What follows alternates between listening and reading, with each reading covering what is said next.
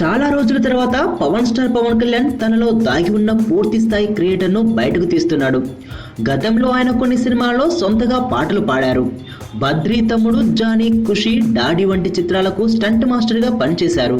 తాజాగా ఆయన బాబీ డైరెక్షన్లో శరత్ మరారితో కలిసి సంయుక్తంగా నిర్మిస్తున్న సర్దార్ గబ్బర్ సింగ్ చిత్రంతో తన మల్టీ టాలెంట్ను మరలా బయటకు తీస్తున్నారు.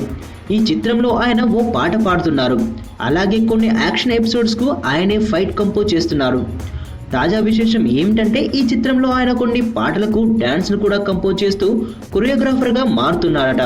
మొత్తానికి ఈ చిత్రంలో కేవలం డైరెక్షన్ తప్పితే అన్ని విభాగాల్లోనూ పవన్ అన్నీ తానే వ్యవహరిస్తుండడం విశేషంగా చెప్పాలి.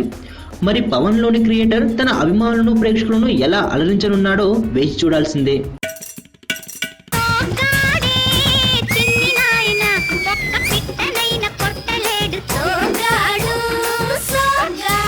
చితిని పట్టిన టేకు చెక్కలాగా వట్రంగా ఉంటావు.